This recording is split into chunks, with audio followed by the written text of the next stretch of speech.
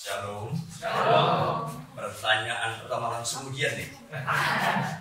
Pertanyaan pertama. Mana lebih mengenal diri kita? Diri kita terhadap diri kita atau Tuhan terhadap diri kita? Mana yang jauh lebih mengasihi diri kita? Kita terhadap kita atau Tuhan terhadap kita? Tahu nggak goalnya untuk apa maknanya? Goalnya adalah tegas dong. Kita harus berkata, hai jiwaku jangan kena yang jadi. Orang dirimu, hai jiwaku nggak kenal dirimu. Tuhan yang kenal dirimu. Orang dirimu, hai jiwaku nggak cerdas mengasihi dirimu. Tuhan yang cerdas mengasihi dirimu. Maka kenapa kita membalas kejahatan dengan kebaikan? Karena kita bicara hidupku bukan aku lagi. Nyambung gak? Kok menderita enggak? Ya. Kenapa kita mengampuni bagaimanapun menjengkelkan ipar kita, adik kita, teman kita? Karena kita tegas sekali, jangan kena pindah. Kenapa kita capek, nggak capek, ngantuk, nggak ngantuk, sehat, kurang sehat, konflik, tidak konflik dalam rumah tangga, tetap kita disiplin bangun pagi baca kita. Karena kita sedang bertuhankan Yesus, jangan kehendak jadi, bukan kehendakku, bukan diriku, Tuhanku. Maka yang serius menurut Tuhan harus serius di mata kita. Yang serius menurut dunia nggak usah serius menurut kita. Yuk kita buka Roma 12 ayat 2 supaya Anda mulai belajar apa arti beribadah kepada Tuhan.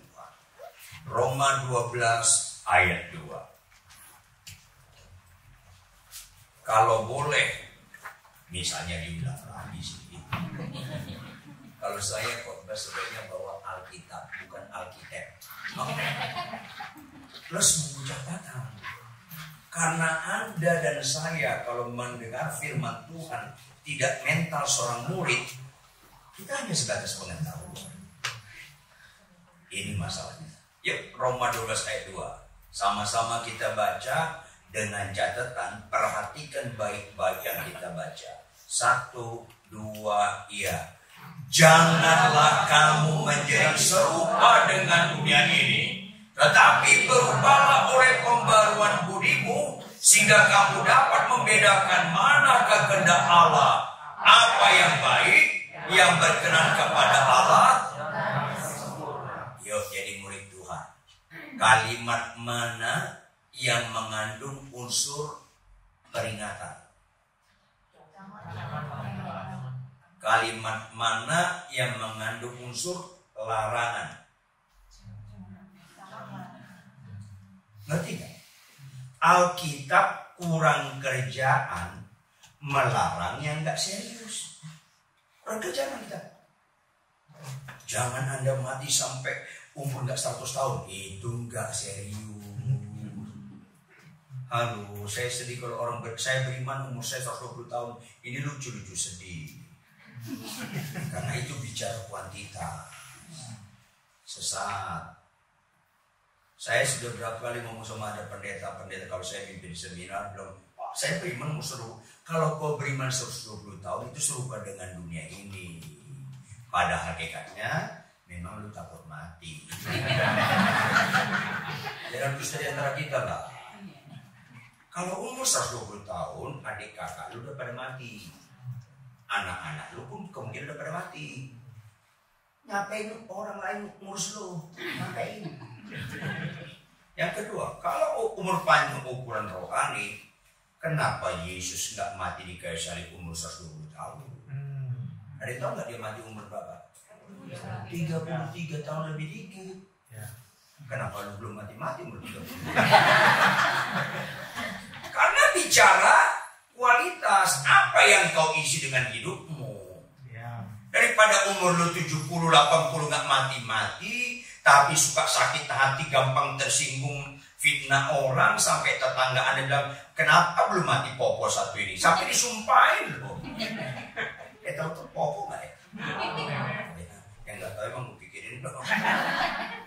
Ya, Maya punya istri Chinese Toto. dan jungkok, Pak Me. Saya orang Batak tapi saya dipanggil Icong. Bukan pocong. Icong lah.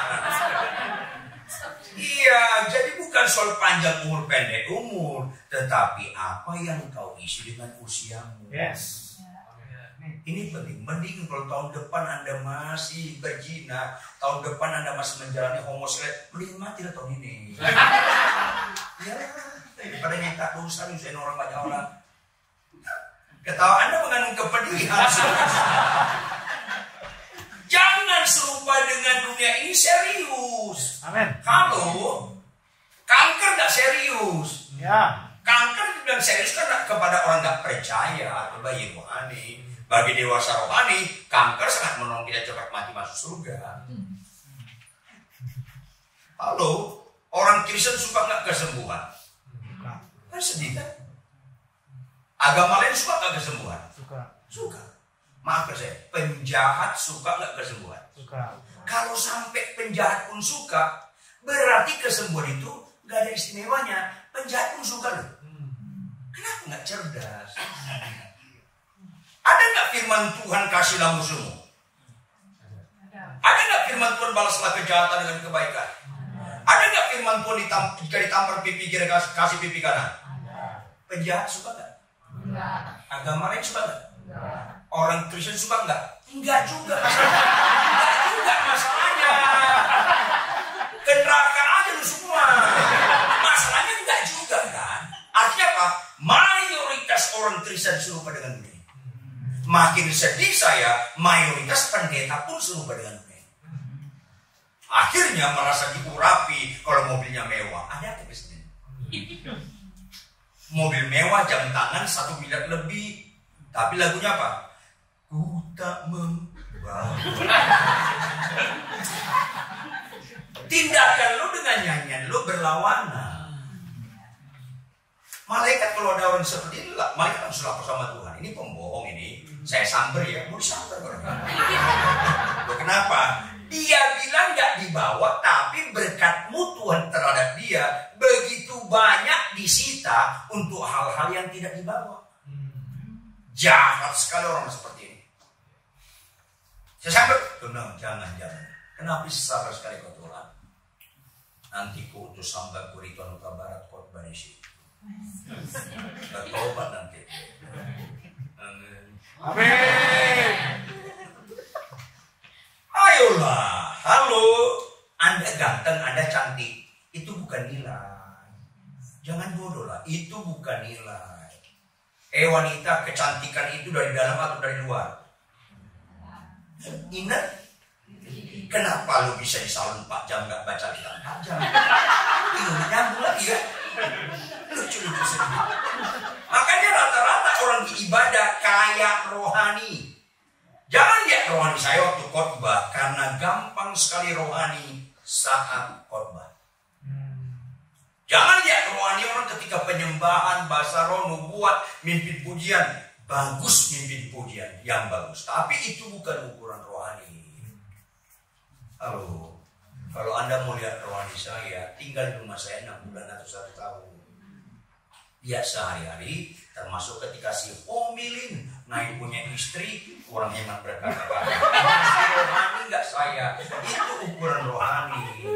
Kalau orang bisa kita bohongi, Tuhan nggak bisa kita bohongi. Yes. Saya gembala jemaat, satu jemaat di Pondok Indah. Ada worship leaders, saya kebetulan orang Ambon. Mantan narapidana. Ulang ya Pak? Mantan narapidana. Jadi kan masalah dong, mantan. Ya jujur dong, mana lebih bagus? Mantan pembohong atau mantan jujur? Mana lebih bagus? Gak usah ketawa, jawab aja. Mantan pemarah atau mantan lemah lembut lebih bagus? Mantan pemarah. Mantan pelit atau mantan pemberi yang bagus? Berarti enggak? Kalau ngerti, kenapa bohong lu, pemarah lu, pelit lu sampai sekarang belum mantan-mantan? Mantanin dong. Mana ada hebatnya, aku mantan kanker, tetapi belum ke neraka. Kalau bohong lu belum mantan. Aku mantan sakit stroke, nggak menyelamatkan mantan sakit stroke. Kesembuhan nggak menyelamatkan. Pertobatan menyelamatkan. Yes. Amin. Dia kalau mimpin pujian gemetar-gemetar, bagus, suara juga bagus sekali. Asal dia mimpin pujian terbawa itu jemaat. Tapi satu kali saya naik mobil ketemu dia naik motor lawan arah. Orang lain gemetar sama. Salah satu lihat rohani orang bukan mimpin pujian bukan khotbah di jalan raya. Yang suka lawan arah lihat saya. Bersyukurlah Anda sebelum meninggal dengan khotbah seperti ini. Supaya kalau tahun depan meninggal agak beres hidup kita. Amin. Amin. Langsung saya berhenti, saya stop. Balik. Kamu mendekatkan Roh Kudus itu tertib. Kenapa lu lelah? Balik. Apa tidak? Salam Pak Pendeta, nggak usah salam. Balik. Menyakiti Tuhan. Tersinggung dia parkirkan motornya, dia samperin saya, dia buka kancing bajunya 3 atau 4 dia kasih tunjuk tato salib di dadanya. Pak Pendeta Ridwan, saya cinta Yesus, ada salibnya di dada saya. Saya bilang jangan bodoh. Di Bukit Golgota ada 3 kayu salib. Yang kau pakai ini sudah kiri. Iya. Emang lu kira salib itu identik rohani? Kagak. Itu semuanya 3. Bukan kebetulan diceritakan 3 kayu salib. Karena banyak orang pakai kalung salib. Kalau salib yang di kalungnya itu salib sebelah kiri Yesus. Kalau lu udah menikah masih ngelawan suami, itu salib sebelah kiri Yesus. Kalau nggak percaya, mati nanti malam tanya Tuhan Yesus pasti benar. Yang saya ucapkan ini, puji Tuhan, baru bangkit lagi. Halo, Kristen itu bukan lambang-lambang. Yes. Panjang jenggotnya, itu bukan ukuran rohani. Khotbahnya bagus, itu bukan ukuran rohani. Saya lebih suka jadi suami yang benar daripada pengkhotbah yang benar. Karena khotbah yang benar itu bisa dipelajari. Khotbah yang benar itu bisa keterampilan. Suami yang benar itu kehidupan. Nah ini penting supaya kita jangan sedang sandiwara dalam kerohanian ini, capek. Yuk kita buka supaya kita nggak serupa dengan dunia ini. Markus 1 ayat 42 sampai Markus 2 ayat 12. Tetap saya ingatkan Anda, kita baca bergantian dengan catatan. Cermati yang kita baca, bukan hanya ayat demi ayat, kalimat demi kalimat, kata demi kata, bahkan tanda baca. Karena semua mengandung makna. Markus 1 ayat 42 saya bacakan, Anda baca 43, terus kita bergantian sampai Markus 2 ayat 12. Seketika itu juga lenyaplah penyakit kusta orang itu dan ia menjadi tahir. Lanjut. Setelah ia menyuruh orang itu pergi dengan perkataan keras. Ingatlah, janganlah engkau memberitahukan apa-apa tentang hal ini kepada siapapun. Tetapi pergilah, perlihatkanlah dirimu kepada imam dan persembahkanlah untuk pentahiran persembahan yang diperintahkan oleh Musa sebagai bukti bagi mereka. Tapi orang itu pergi memberitakan peristiwa itu dan menyebarkannya kemana-mana, hingga Yesus tidak dapat lagi terang-terangan masuk ke dalam kota. Ia tinggal di luar tempat-tempat yang sepi, namun orang terus juga datang kepadanya dari segala penjuru.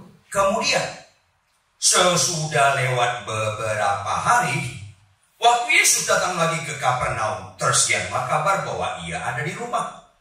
Maka datanglah orang-orang berkerumun sehingga tidak ada lagi tempat, bahkan dibuka pintu pun tidak. Sementara ia memberitakan firman kepada mereka. Ada orang-orang datang membawa kepadanya seorang lumpuh, digotong oleh 4 orang. Tapi mereka tidak dapat membawanya kepadanya karena orang banyak itu. Lalu mereka membuka atap yang di atasnya. Sesudah membuka, mereka menurunkan tilam tempat orang lumpuh itu terbaring. Ketika Yesus melihat iman mereka, berkatalah ia kepada orang lumpuh itu, "Hai anakku, dosamu sudah diampuni." Tapi di situ ada juga duduk beberapa ahli Taurat. Mereka berpikir dalam hatinya, Mengapa orang orang ini berkata begitu, ia menghujat Allah. Siapa yang dapat mengampuni dosa selain daripada Allah sendiri? Tetapi Yesus segera mengetahui dalam hatinya bahwa mereka berpikir demikian. Lalu ia berkata kepada mereka, "Mengapa kamu berpikir begitu dalam hatimu? Manakah lebih mudah mengatakan kepada orang lumpuh ini, dosamu sudah diampuni, atau mengatakan, bangunlah, angkatlah tilammu dan berjalan? Tapi supaya kamu tahu bahwa di dunia ini Anak Manusia berkuasa mengampuni dosa." Berkatalah ia kepada orang lumpuh itu, "Kepadamu kukatakan, bangunlah, angkatlah tempat tidurmu, dan pulanglah ke rumahmu." dan orang itu pun bangun, segera mengangkat tempat tidurnya dan pergi keluar di hadapan orang-orang itu, sehingga mereka semua takjub lalu memuliakan Allah. Katanya, "Yang begini belum pernah kita lihat." Tetap tampilkan ayat 12 supaya kita nggak serupa dengan dunia ini. Perhatikan, sehingga mereka semua takjub. Takjub terhadap apa? Terhadap apa? Terhadap mujizat lumpuh berjalan.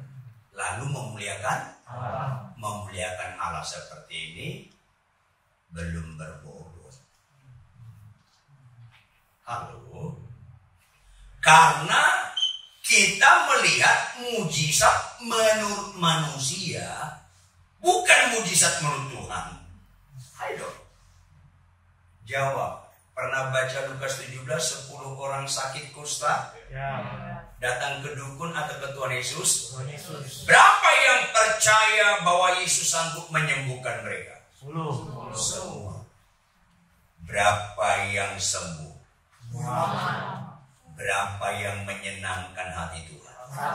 Berarti berapa mengalami mujizat menurut manusia? Berapa yang mengalami mujizat menurut Tuhan? 1. Kenapa enggak khotbah seperti ini dikhotbahkan? Karena ada kemungkinan enggak diundang lagi. Karena masalah sama saya enggak ada masalah. Yang saya takut, saya enggak diutus Tuhan lagi. Karena khotbahnya menyenangkan orang, bukan menyenangkan Tuhan. Itu yang banyak sekarang. Saya khotbah di Mesir, saya khotbah di Maroko, saya khotbah di Amerika, sampai ujung Amerika, Kanada, sampai Selandia Baru. Rata-rata yang kesukaan manusia yang dikhotbahkan. Kalau Anda sakit sembuh, Anda memuliakan Allah, bagus, tapi belum berbobot. Tetapi kalau Anda sembuh atau enggak sembuh, tetap memuliakan Allah, itu berbobot. Yes, amen. Amen. Pernah dengar tentang Paulus dan Silas masuk penjara? Masuk penjara zaman dulu dicambuk 39 kali. Cambuknya cabangnya 5 atau 6, di tiap ujung ada seperti bola. Di tiap bola ada seperti keluar mata pancing. Jadi cambuk itu pasti nempel di tubuh. Ditarik, dicambuk, ditarik sebanyak 39 kali. Menurut ilmu medis kalau 40 kali pelan, tapi pasti menuju kematian. Kalau 39 kali lebih dari setengah mati. Mereka ditelanjangi, dicambuk. Kemudian dibuang ke penjara paling tengah. Kalau Anda lihat Alkitab, Kisah 19, penjara zaman dulu kayak spiral. Paling pinggir di atas permukaan tanah, makin ke tengah makin turun, makin ke tengah paling tengah, artinya paling bawah. Di mana kotoran air seni dari atas mengalir ke situ. Kotoran-kotoran BAB pun mengalir ke situ. Maka Paulus dan Silas dipasung dan infeksi parah. Tapi mereka tetap memuliakan nama Allah. Itu berbobot. Belum lepas dari penjara, demam tinggi karena infeksi. Paulus ngomong sama Silas, las, apa lus? Nyanyi mereka. Halo, jujur, di luar Kristen ada nggak istri cerewet? Dalam Kristen ada nggak istri cerewet? Ketika istri kita, misalnya Anda sudah menikahi pria, kalau istri kita cerewet, dia tidur, Anda tatap dia dan Anda menyanyikan lagu Kami Memuji, itu berbobot. Gak usah ketawa, bertobat aja lu pada. Sakit sembuh memuji nama Tuhan, siapapun bisa. Mobil lu Innova jadi Alphard, bisa memuji nama Tuhan. Yang begituan dikorbankan, ya rusaklah kekristenan ini. Kita menghina salib Kristus karena itu bicara kesukaan kita, mujizat manusia. Makanya Sadrak Mesak Abednego apa? Ketika mau dibuang ke dalam api yang sangat menyala-nyala, sampai orang yang ngebuangnya ikut kebakar mati. Mereka bilang apa sebelum itu? Ketahuilah Raja, Allah kami akan menyelamatkan kami. Tetapi kalau Allah kami tidak menyelamatkan kami tetap nggak menyembah Dewa Tuhan, kami tetap menyembah Allah. Yaitu menyenangkan hati Allah tanpa syarat. Itu berbobot memuliakan. Amin. Mulai dengan sederhana yang saya bilang, capek nggak capek, ngantuk nggak ngantuk, sehat kurang sehat, sibuk nggak sibuk, konflik tidak konflik dalam rumah tangga, tetap bangun pagi baca kita. Dari situ yang paling sederhana. Bangun kesiangan, di gereja nyanyinya terharu-terharu. Hidup ini adalah kesempatan. Langsung malaikat kasih backsound. Bohong. Banyak bohong orang di gereja, termasuk orang yang sedang lihat saya sekarang ini. Bersyukurlah Anda sebelum meninggal dengan khotbah seperti ini, supaya dibongkar kemunafikan kita. Karena Tuhan tahu persis siapa kita. Ini penting sekali. Udah sulit baca Alkitab tiap hari, mau sakitnya disembuhkan. Emang Tuhan babu loh. Jadi Tuhan yang tak sama kita. Kita disuruh baca Alkitab nggak mau, tapi kita suruh Tuhan sembuhkan aku, Tuhan mau. Siapa Tuhan ini? Wali-wali. Ini masalah. Nah, kenapa? Lihat Markus 1 ayat 42. Yuk cerdas. Markus 1 ayat 42. Sama-sama kita baca. 1, 2, ya. Seperti naga menyapa penyakit salah itu, dan ia menikahi. Ayo jujur dong. Kata mana atau kalimat mana yang merepresentatifkan keterangan waktu? Tuhan perlu tahunan atau seketika membuat orang kusta sembuh, membuat buta celik, membuat lumpuh berjalan, membuat Lazarus bangkit, membuat laut terbelah. Tahunan atau seketika? Apa yang sedang Tuhan sampaikan di balik keterangan waktu ini? Hai umatku, ini mujizat terendah. Gak repot-repot seketika. Kenapa yang kayak gini dikorbanin? Bingung Kristen sekarang. Itu semuanya seketika. Artinya nggak mengandung kekekalan. Jawab, Lazarus bangkit gak? Mati lagi gak? Mati. Karena nggak kekal. Mati juga yang Anda kenal di Kalideres. Itu beda orangnya. Lazarus 5 juta itu beda. Bukan itu orangnya. Beda. Makanya ketika ibu-ibu datang ke saya, salam Pak Ridwan, salam Ibu, salam. Bapak ingat saya nggak? Baru lupa saya. 5 tahun lalu sepupu saya bawa bapak ke Darmayus. Saya sakit kanker parah, umur saya 2 bulan atau 3 bulan kata dokter. Singkat cerita, bapak bongkar dosa saya. Saya kira bapak langsung mendoakan saya sembuh, tapi bapak bongkar dosa saya. Saya tadinya jengkel, tapi habis saya dilawati Roh Kudus, saya minta ampun. Setelah saya minta ampun, saya terima Yesus. Bapak tutup dengan doa menjengkelkan lagi. Saya hafal doanya. Oh ya, gimana? Tuhan, ibu ini sudah menerima engkau sebagai tunjuk selamat. Dosanya sudah kau ampuni Tuhan. Kalau mau kau sembuhkan, sembuhkanlah Tuhan. Dalam Yesus. Tapi kalau nggak sembuh, kuatkanlah dia menghadapi kematian. Dalam Yesus. Itu doa yang benar. Kalau sakit parah, undang saya doakan. Iya. Pak Ridwan, 2 minggu kemudian saya terjadi kayak beda sekali sebelumnya. Singkat cerita diperiksa dokter beberapa lama. Minggu ketiga saya disuruh pulang. Kapan kejadiannya? 5 tahun lalu. Kapan periksa terakhir? 6 bulan lalu. Apa hasilnya? Saya sudah bersih dari kanker. Apa sih bilang? Puji Tuhan, ibu sudah sembuh. Tapi jangan lupa, ibu tetap bisa mati lagi. Kasih tahu. Makanya, loh kok gitu? Bukan kok gitu, memang gitu. Jadi gimana Pak Pendeta? Jangan berbuat dosa lagi supaya jangan terjadi yang lebih buruk. Yes. Karena Karena sekarang banyak orang sakit sembuh, yang merokok tetap merokok lagi, yang berzina tetap berzina lagi, yang buka situs porno tetap buka situs porno lagi. Sedihnya pendeta yang suka khotbah mujizat-mujizat punya istri simpanan, kan mengerikan, menjijikkan dan kekejian. Ini penting.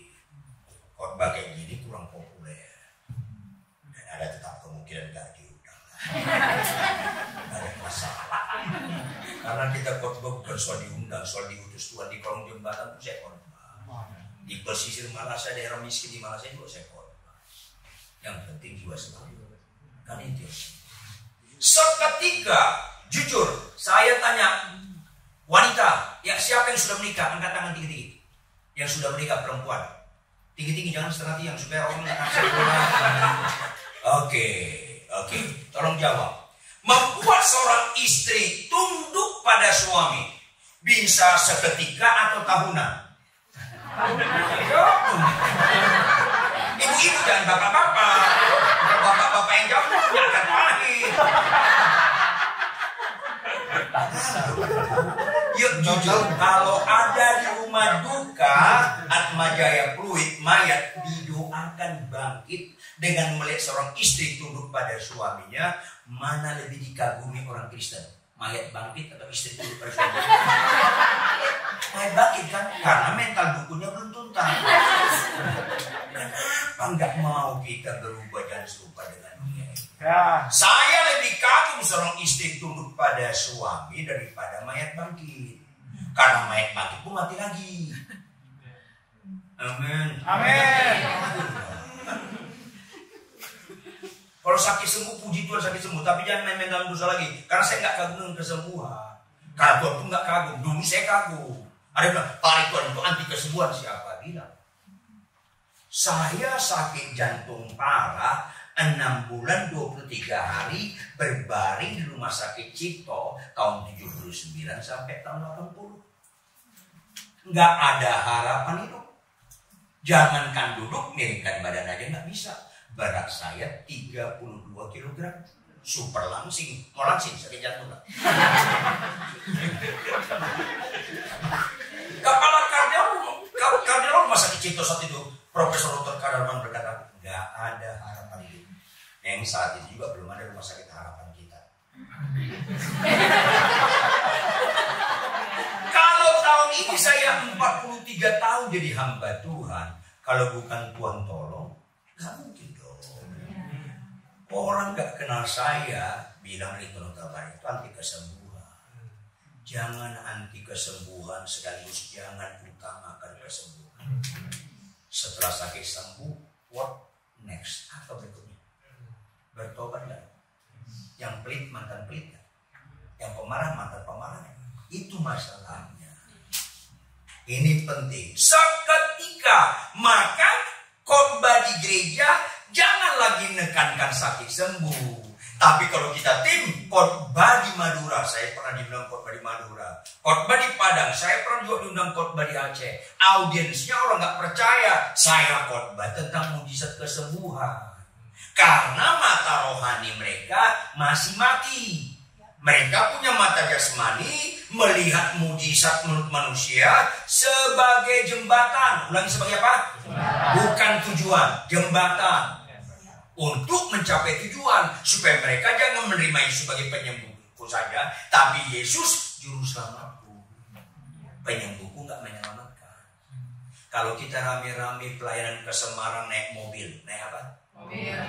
Tujuan kita ke Semarang, benar? Ketemu jembatan nggak? Ada nggak ya kita berhenti dan nginap di kolong jembatan? Lewatin aja. Kesembuhan itu lewatin saja karena itu jembatan bukan tujuan. Tapi jangan Anda anti jembatan. Gimana kita nyebrang kalau ada jembatan? Gitu loh. Tujuannya Semarang.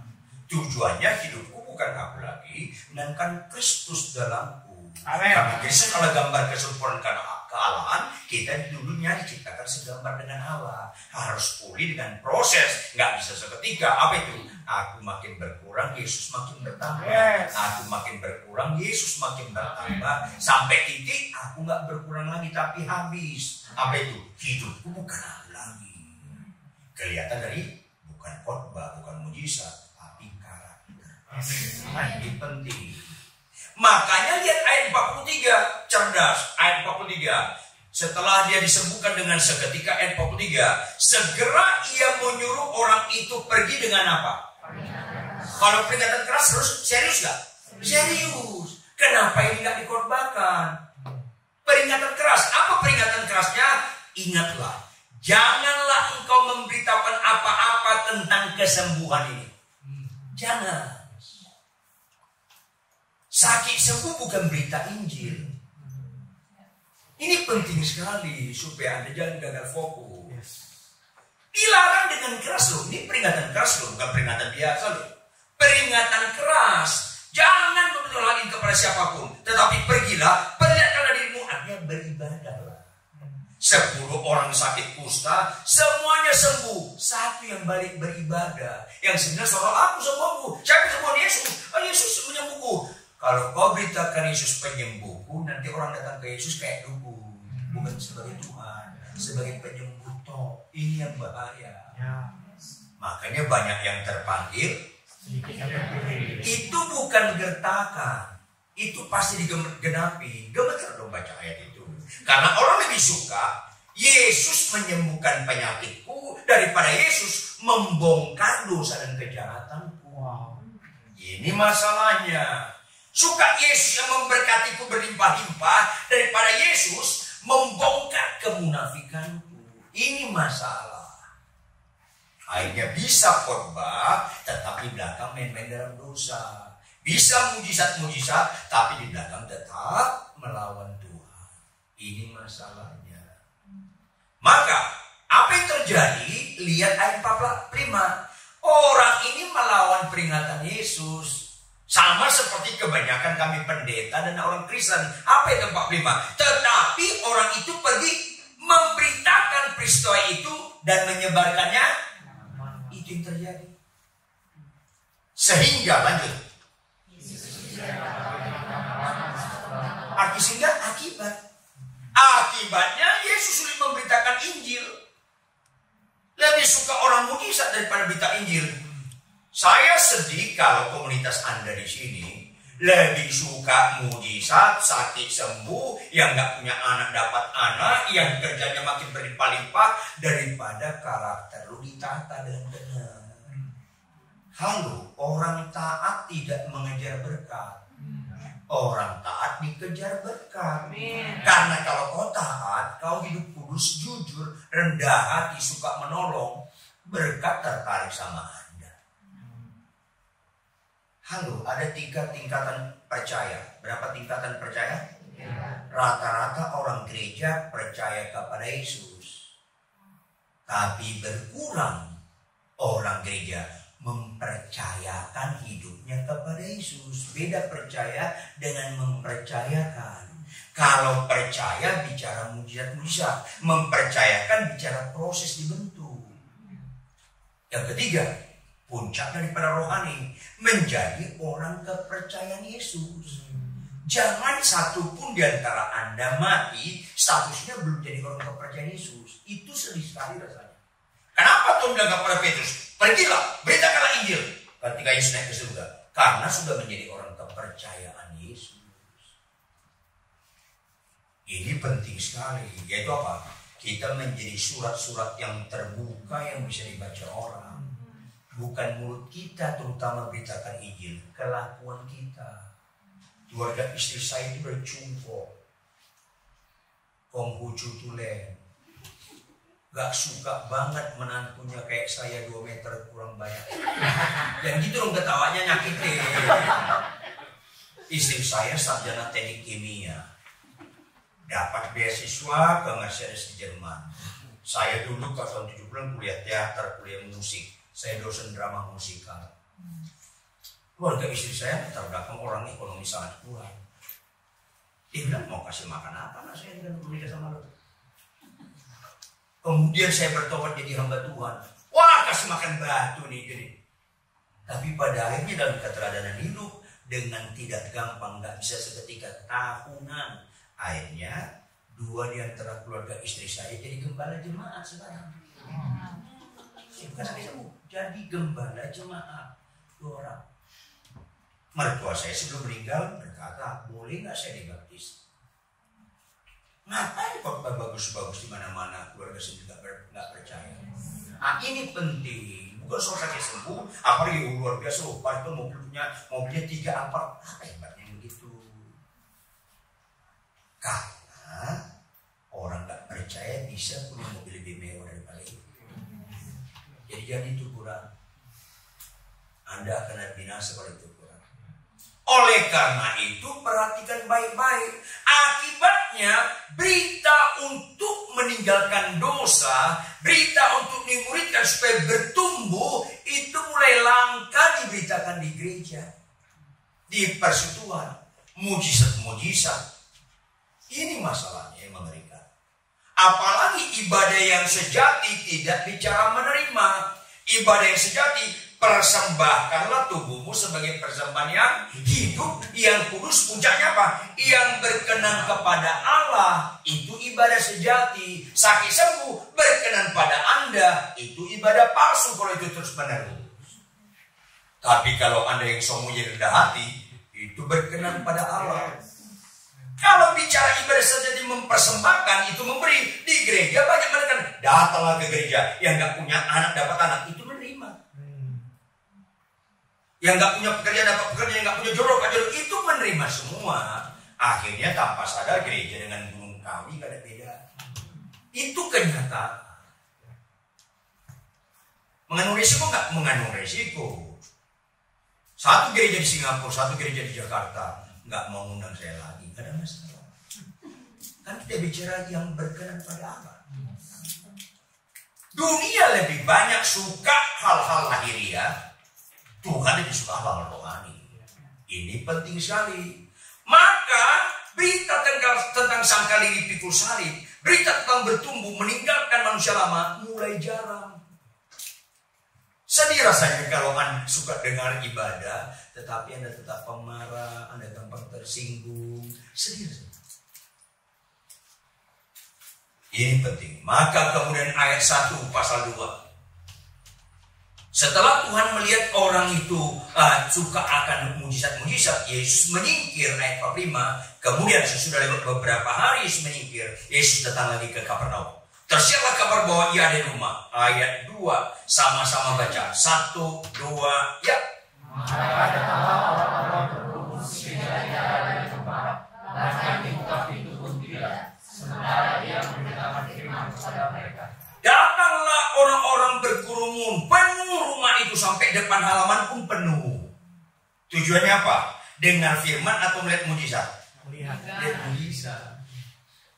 Tapi Yesus tetap konsisten. Kalimat terakhir ayat 2, ia memberitakan firman kepada mereka, bukan mujizat kesembuhan. Apa fungsi firman? Tampilkan 2 Timotius 3:16. Ini hafal benar-benar semua saudara. Ini fungsi firman. Jangan salah. 2 Timotius 3 ayat 16. 1, 2. 2 seperempat, 2 setengah, 2 3 berapa?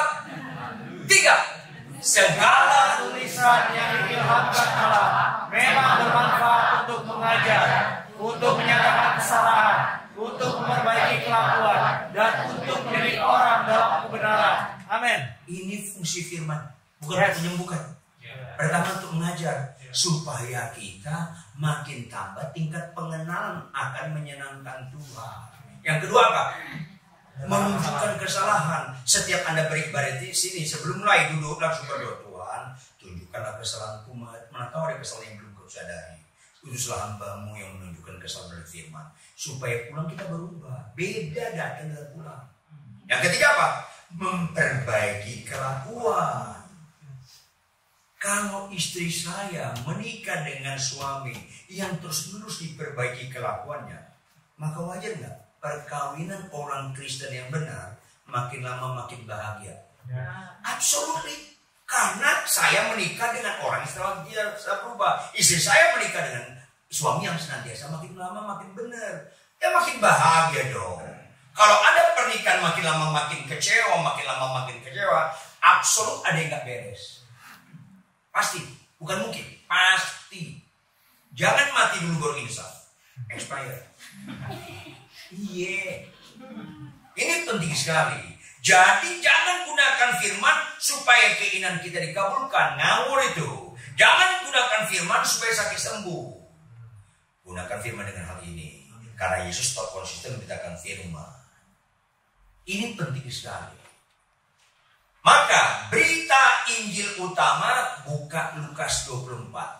Bukan sakit sembuh. Berita Injil utama Lukas 24 ayat 45 sampai ayat 48. Lukas 24 ayat 45 sampai 48. 24 ya. Ya. Lalu Yesus membuka pikiran murid-muridnya sehingga apa? Mereka mengerti kitab suci. Apa katanya kepada murid-muridnya? Ada tertulis demikian, Mesias harus menderita dan bangkit dari antara orang mati pada hari ketiga. Ayat 47 sama-sama.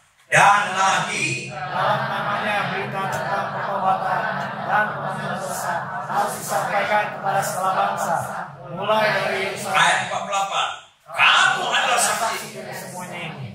Jadi berita apa yang harus disampaikan kepada segala bangsa? Pertobatan dan pengampunan. Itu berita Injil. Ini yang harus diberitakan. Ini penting supaya kita yang nggak harus nggak usah buat harus. Yang harus dibuat nggak harus. Kan setan itu belum mantan bapak pembohong, belum pensiun deh. Apalagi purnawirawan belum. Nanti kalau dihukum selama-lamanya baru dia purnawirawan. Ini penting, dia bapak pembohong licik sekali. Pakai ayat tapi menipu, ini bisa. Karena dia juga menguasai firman. Ngeri loh menguasai firman. Yang indah dikuasai firman. Itu beda. Banyak orang menguasai firman tapi nggak dikuasai firman, dia turut berduka cita. Mengerikan itu. Nah, kemudian apa yang terjadi? Ayat 2. Maka datanglah orang-orang berkerumun sehingga tidak lagi tempat, bahkan di muka pintu pun tidak. Sementara ia memberitakan firman kepada mereka. Ada orang-orang datang membawa kepadanya seorang lumpuh digotong oleh 4 orang.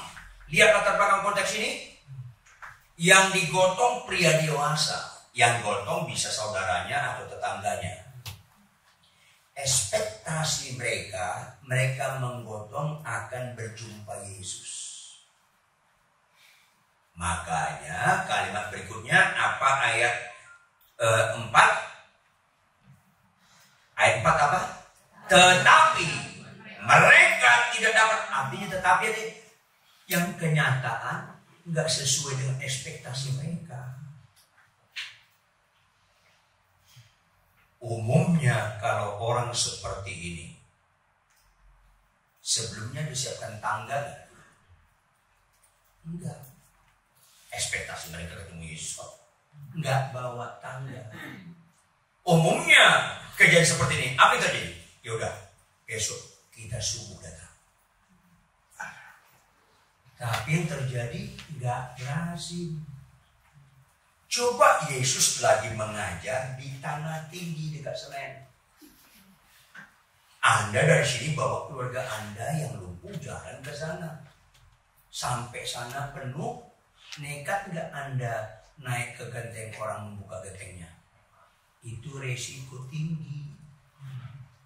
Resiko pertama, mereka naik ke atap nggak punya tangga, bisa jatuh, berarti nambah yang lumpuh. Nambah yang lumpuh. Ayo. Begitu mereka di atas buka genteng untuk nurunin orang dewasa dalam posisi tidur dari atap ke ruang tamu misalnya. Dibuka 1-2 genteng atau puluhan? Kalau 1-2 orang itu harus di blender. Itu puluhan. Bisa teriak nggak yang punya rumah? Maling. Akhirnya apa? Mereka semua digebukin, lumpuh nambahnya banyak yang nambah lumpuh. Itu resiko tinggi semua. Supaya Anda ngerti ayat 5. Begitu terbuka semua, mereka bawa dari luar ke atap. ngangkatnya itu dengan tidak ada peralatan yang disiapkan, darurat, tidak mudah. Dan ngangkat harus hati-hati, kalau putus talinya, yang lumpuh mati. Ayo dong, kita lihat konteks nih, supaya kita menghayati ayat 5. Begitu sampai di atas saya dramatisir sedikit. Boleh dong saya dramatisir sedikit? Kan saya khotbah bukan loh. Mereka ngos-ngosan dulu tuh, karena capek sekali. Lebih berat, nurunin lebih berat. Karena harus hati-hati, harus seimbang. Kalau mereka kelepas jatuh, orang rame di bawah lumpuh. Kok ngomong benar lo ketawa? Lihat, supaya kita ngerti ayat 5. Sama-sama kita baca ayat 5 dengan proses perjuangan mereka yang gak menyerah. Ayat 5, sama-sama baca. 1, 2, iya. Ketika Yesus melihat iman mereka. Stop. Siapa yang melihat iman mereka? Yesus. Yesus bisa dibohongi atau enggak? Enggak. Berarti mereka beriman atau enggak? Beriman. Orang itu udah sembuh atau belum? Belum. Jadi bukan sungguh ukuran iman. Ukuran iman apa? Ku tak akan menyerah. Pada itu ukuran iman. Yes, amin. Makin menjengkelkan istrimu, makin menjengkelkan suamimu, bilang, Tuhan, makin gak cocok pasanganku ini paling cocok. Itu iman. Makin gak cocok, ini paling cocok. Sedikit pun aku nggak niat cerai, apalagi buka cabang. Tidak, itu iman. Iman yang paling bagus dalam perkawinan, bukan dalam khotbah. Makanya lembaga pertama Tuhan ciptakan di bumi itu bukan DPR, apalagi KPK, bukan. Gereja pun lembaga pertama Tuhan ciptakan di bumi lembaga perkawinan. Adam dan Hawa, bukan Adam dan Tejo, bukan Hawa dan Melan, bukan. Jangan sesat. Kalau 1 juta pendeta di bumi ini, 999.999 memberkati orang yang sejenis, tetap saya nggak mau. Dibilang aneh, terbalik pun bumi ini jangan berkati pernikahan sejenis, karena itu absurd, bukan dari Tuhan. Yang berikutnya, kenapa ukuran iman dalam perkawinan? Karena tidak ada orang menikah dengan orang yang cocok. Absolutely gak ada orang menikah dengan orang cocok. Setiap kali saya konseling orang, kenapa kalian menikah? Kami cocok kok. Nanti saya ketawa itu. Dia bilang, ngomongan kamu ini lucu-lucu sedih. Gak lucu, kamu sedih. Gak ada orang menikah dengan orang yang cocok kecuali menikah dengan tiang istri. Pernikahan yang paling cocok, menikahlah dengan orang gak cocok. Yang belum menikah, tunggu tanggal mainnya. Ya itu apa? Menikahlah dengan lawan jenis. Ulangnya apa? Lawan jenis. Ulangnya apa? Lawan jenis. Kalau lawan, potensi konflik gak? Ya memang konflik rumah tangga. Kalau nggak mau konflik, ya menikah sama tiang istri. Nggak konflik Anda. Lu ketok pun dia nggak lawan.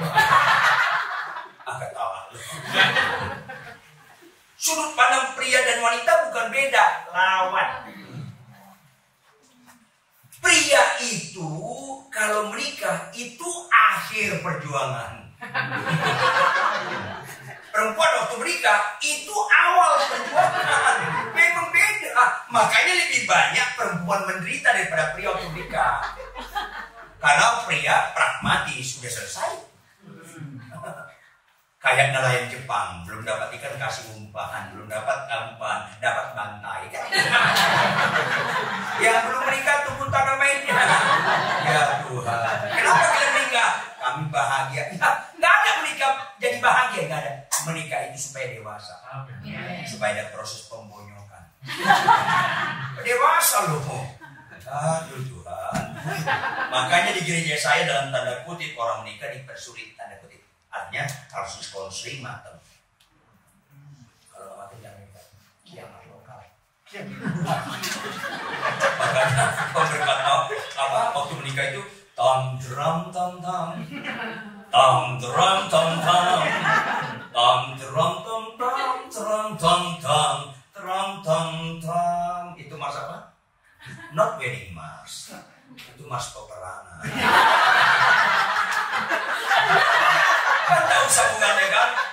Trom tom tom, trom tom tom, trom tom tom, cedek, tam, senjata tembak. Tembak. Sekali dia belum menikah, tunggu tanda main. Begitu menikah nggak lama kemudian datang satria bagai berubah. Makanya di gereja saya setiap orang diberkati nikah 2 bulan sekali minimal ketemu saya. Kalau enggak terjadi kiamat. Mulai kelihatan asli.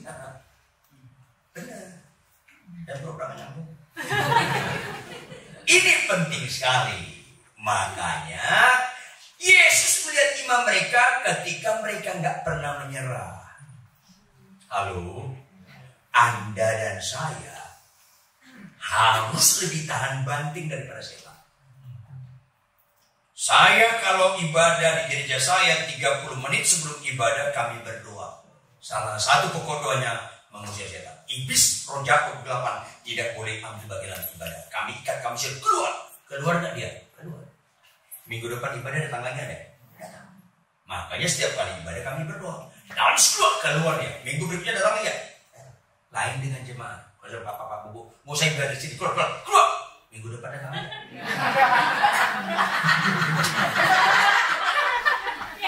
Orang gampang tersinggung. Dengar baik-baik. Gampang tersinggung, gampang nambah. Lu makanan setan yang paling enak. Ada apapun konflik di tempat komunitas ini, tetap jangan tinggalkan komunitas ini. Tetap bersama. Itu salah satu orang beriman. Gak ada gereja kayak surga, gak ada. Gereja itu candra di muka, tempat pembentukan. Selamat penuh. Ini penting. Maka ketika Yesus melihat iman mereka, yuk ayat 5, lanjut kita baca. Ayat 5. Ketika Yesus melihat iman mereka, berikutnya apa? Berkatalah ia kepada orang tua itu, hai anakku, dosamu sudah diampuni. Pakai tanda baca apa itu? Kenapa Anda baca pakai tanda tanya? Hai anakku, dosamu sudah diampuni. Masa? Penghayatan dong. Yesus semangat sekali menghargai iman mereka, diberikan yang terbaik. Hai anakku, dosamu sudah diampuni. Begitu dong bacanya. Dosamu sudah diampuni. Bohong. Gak enak banget bacanya. Nggak tahu kalian lagi doa saya. Saya baru tanya kok. Mana tahu saya salah pengertian. Dengan semangat Tuhan menghargai perjuangan mereka. Mereka nggak menyerah. Hai anakku, dosamu sudah diampuni. Kira-kira kalau Anda sutradara film, membuat film ini, apa respon orang lumpuh? Ada yang kira-kira mau ungkapkan? Kira-kira gimana ya? Girang sukacita atau lemas? Lemas. Ya, kalau datang ke sini sudah sembuh kalau saya ampuni. Yang di atas lebih sedih lagi. Loh, gitu doang. Karena orang gereja pun lebih suka sakit sembuh daripada dosa diampuni. Mengerikan. Bagaimana dosa kau diampuni kalau dosamu nggak dibongkar? Tuhan sedih yang disukai pendeta dan umat Kristen. Mujizat sakit sembuh. Gak disukai yang Tuhan sukai. Padahal sukacita Allah yang paling awal apa? Jika satu orang saja bertobat, maka seisi surga bersorak-sorak. Kalau kita ibadah hari ini, kau ditegur secara langsung atau nggak langsung, nggak bertobat juga, mana ada ibadah? Kecuali sekadar lahiriah. Tapi kalau kita dengar firman ini secara langsung atau langsung, ada itu Tuhan ampuni aku. Aku masih pembok, ampuni aku. Ada suara di surga. Tuhan aku tegur tadi. Malas baca gitu, ampun ya, ada suara-suara yang begitu ibadah. Sakitmu sembuh puji Tuhan, gak sembuh puji Tuhan. Karena soal sembuh itu berkenan pada kita. Berubah kelakuan, berkenan di hadapan Tuhan. Lihat, mereka tidak melihat yang mujizat menurut Tuhan. Baca ulang, apa kata tulis kepada orang ini? 1, 2, ya. Hai anakku, dosamu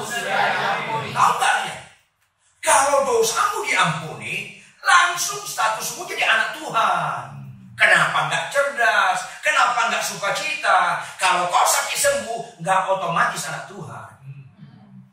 Ayo dong, kenapa nggak cerdas? 10 orang sakit kusta sembuh, nggak semuanya anak Tuhan. Cuma satu anak Tuhan. Kenapa masih kalian suka sakit sembuh? Nggak suka dosa kalian diampuni.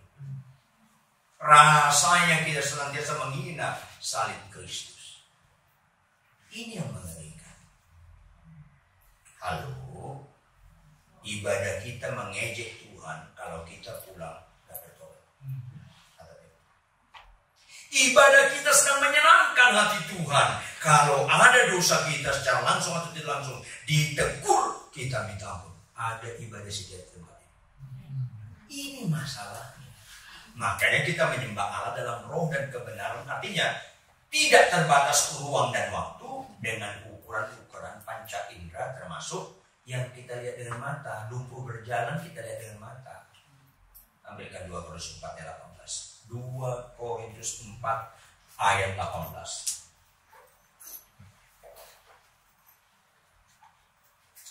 Sama-sama kita baca 2 Korintus 4 ayat 18.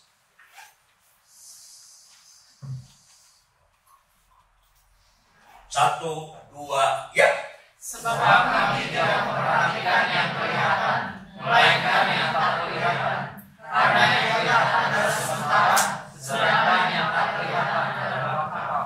Cantik itu kelihatan? Kelihatan. Itu sementara, jadi buat nilai. Ganteng itu kelihatan kan? Jangan lagi nilai. Makanya cantik ganteng itu bukan peranan hidup benar. Survei membuktikan lebih tinggi angka perceraian di kalangan pasangan ganteng dan cantik daripada pasangan jelek. Yang jelek aja boleh ketawa. Ganteng cantik tanpa Tuhan gampang sekali nyeleweng. Orang jelek sulit sekali nyeleweng. Udah nyoror-nyoror kan gak emang. Diberkati. Yang jelek aja boleh ketawa. Tumben jujur lu. Yang kelihatan itu sementara. Lu punya mobil BMW, gue punya BMO, gak ada masalah, itu kelihatan semua. Kenapa itu jadi ukuran nilai? Karena belum rohani. Yang kelihatan dibanggakan. Lumpuh berjalan buta celik. Kau mendoakan masa sembuh? Iya.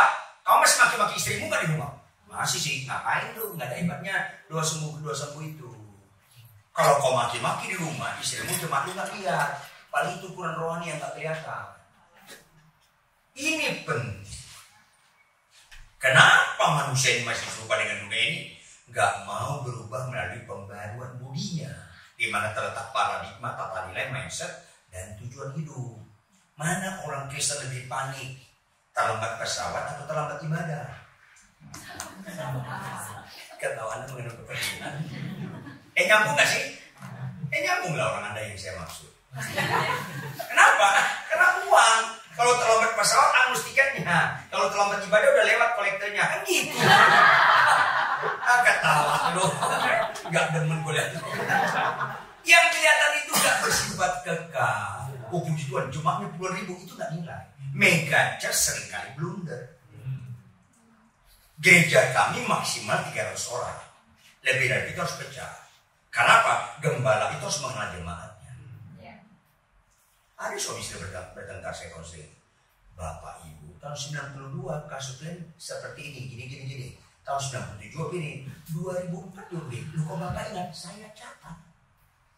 Kalau ribuan jemaat saya mana bisa saya catat? Makanya kita bicara kualitas yang nggak kelihatan, kuantitas kelihatan. Nggak populer hidup yang benar itu. Ini penting supaya Anda siuman, jangan dulu. Maka nanti mau kompak budi. Ini penting. Ini yang kelihatan. Makanya dosamu diampuni gak kelihatan. Tapi statusmu jadi anak Allah. Ada rohaniwan nyinyir. Ayat 6, 7, 8 dari Markus pasal 2. Ayat 6, 7 dan 8. Tetapi di situ apa? Ada juga duduk beberapa, tahu nggak ahli Taurat? Dosen teologi, doktor teologi, orang-orang pintar tentang teologi. Nyinyir, mereka berpikir dalam hatinya, mengapa orang ini berkata begitu? Ia menghujat Allah. Siapa yang dapat mengampuni dosa selain daripada Allah sendiri? Yes. Cuman mereka nggak melihat Yesus itu sebagai Allah. Yesus juga Allah. Sekarang ada ajaran Yesus bukan Allah. Yesus di bawah Allah Bapa. Ini penyesat mengerikan. Tanda-tanda akhir zaman. Yesus Allah Bapa, Roh Kudus itu satu, walaupun tiga punya misi. Tapi mereka kesadaran. Makanya lihat ayat 8. Tetapi segera mengetahui dalam hatinya bahwa mereka berpikir demikian. Lalu ia berkata kepada mereka, mengapa kamu berpikir begitu dalam hatimu? Manakah lebih mudah mengatakan kepada orang lumpuh ini, dosamu sudah diampuni, atau mengatakan bangunlah, angkatlah tilammu dan berjalan? Mana lebih mudah? Kalau ditanya Yesus kepada kita sore hari ini, ayat 9, mana lebih mudah? Dosamu sudah diampuni atau mengatakan bangunlah, angkatlah tilammu dan berjalan? Mana paling mudah? Bangunlah, angkat tilam itu paling mudah. Karena Yesus nggak perlu mati di kayu salib menyembuhkan penyakitmu. Tapi kalau dosamu diampuni, nggak ada pilihan, harus Yesus mati di kayu salib. Tanpa kematian Yesus dan dia turun dalam kerajaan maut, melucuti kuasa maut, mana bisa dosa kita diampuni. Tapi Yesus gak usah turun ke dunia pun bisa menyembuhkan. Iblis bisa menyembuhkan gak? Anak buahnya yang terkecil di Jawa Timur namanya Ponari pun bisa. Ida Dayat pun bisa. Nggak, maksud saya sakit sembuh itu iblis bisa lakukan. Kalau dosa diampuni hanya Allah. Makanya terminologi studi kata, tidak ada yang mustahil bagi Allah, bukan untuk penyakit. Tidak yang mustahil, hanya Allah yang bisa lakukan. Itu tetap terhadap dosa diampuni dan karakter kita dirubah, hanya Allah. Soal sakit sembuh diduakan iblis bisa. Jadi jangan gunakan tidak yang mustahil bagi Allah untuk kesembuhan. Anda nggak kenal Allah itu.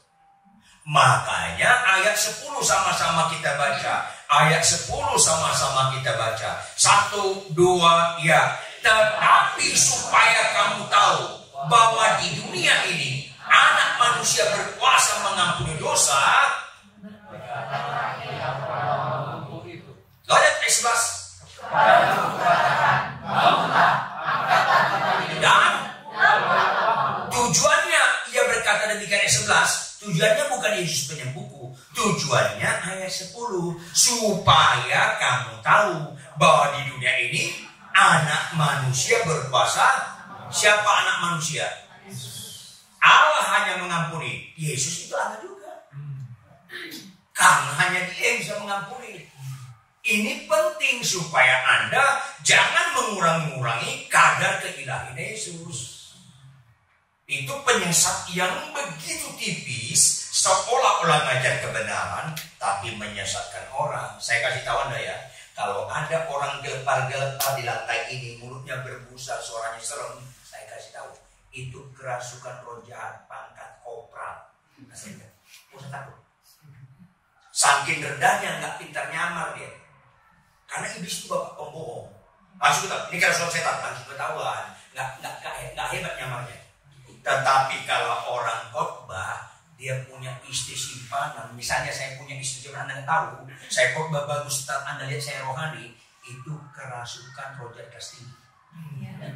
Karena tampilan tetap rohani. Apalagi saya nggak berzina, saya nggak korupsi, saya tidak homoseks, tapi saya buat ajaran mirip benar. Itu lebih tinggi lagi kerasukan roh jahatnya. Sehingga orang nggak sadar sedang disesatkan. Itu kelas tinggi. Ini penting supaya Anda jangan lihat trik-trik setan yang menipu. Kemasan yang kelihatan rohani itu justru mengerikan. Arahnya nggak membuat kita bertobat. Arahnya membuat kita sekedar ke gereja sakit sembuh. Arahnya membuat Yesus tidak juru selamat. Tidak gembala yang baik. Itu mengerikan. Antikris yang dituntut. Itu tanda-tanda yang sekali. Ini bahaya. Makanya bukan kebetulan Anda sore ini hari hadir. Dan jangan lupa sakit sembuh arahnya sebagai jembatan. Yaitu apa? Tetapi supaya kamu tahu bahwa di dunia ini anak manusia berkuasa mengambil dosa. Berkatalah ya kepada orang itu, kepada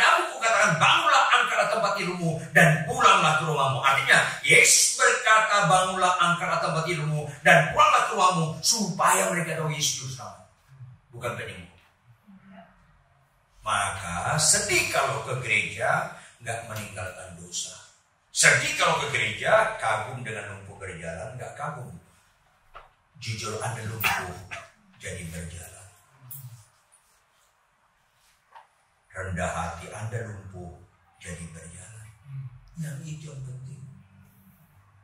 Oleh karena itu, untuk hal itu nggak bisa seketika, harus diproses. Dan proses paling jujur rumah tangga perkawinan. Karena di gereja gampang sekali orang memperlihatkan kemasan rohani. Makanya bagi kita yang menikah, kita lebih suka teguran pasangan kita daripada pujian pasangan orang lain. Karena pujian pasangan orang lain itu nggak berangkat dari mengenal kita. Kalau istri saya menegur saya, berangkat dari mengenal saya. Saya lebih suka ditegur istri daripada dipuji perempuan manapun di dunia. Jadi kalau ada istri orang secantik apapun yang memuji saya, masuk telinga kanan, keluar kanan lagi. Dan agak lewat sedikit. Oh, jangan langsung mental. Kalau lewat ada goresannya sedikit. Gak laku. Ada orang dipuji istri orang, direkam, dia buat referensi ke istrinya. Kesumpah. Mama tau gak, Ma? Apa sih Pak pulang gereja kok marah-marah? Tau gak, Pak? Banyak ibu-ibu kamu saya sama saya ini bapak-bapak yang sabar. Ya, sambil marah ngomong sabar. Sinetron apa lagi? Jadi jangan rekam pujian orang lain. Jangan. Anda itu lucu-lucu sedih. Tolak mentah-mentah pujian. Kan dia gak kenal kita. Kalau Anda puji saya, ya Tuhan, orang ini gak kenal saya. Ampunlah dia karena dia tidak tahu. Termasuk tadi kata Pak Arifan, hamba Tuhan luar biasa. Saya gak luar biasa. Saya biasa di luar. Terus ojo dibalik, monggo berkonco. Ayo, pulanglah dari tempat ini. Sukailah yang disukai Allah. Hanya 2 yang disukai Allah. Pulangnya berapa? 2. Jika satu orang bertobat, sisi sudah besar-besar. Yang kedua, Tuhan Yesus pakar bahagia. Apa dia bilang? Orang yang berbahagia bukan bisa khotbah, bukan jadi pendeta terkenal, tetapi orang yang berbahagia adalah orang yang mendengarkan firman Tuhan serta udah 2 itu doang. Jadi kalau Anda bertobat meninggalkan dosa, bohongmu selesai hari ini, apapun dosa secara langsung terus jadi pelaku. Itu ibadah yang sejati. Tuhan Yesus memberkati. Shalom.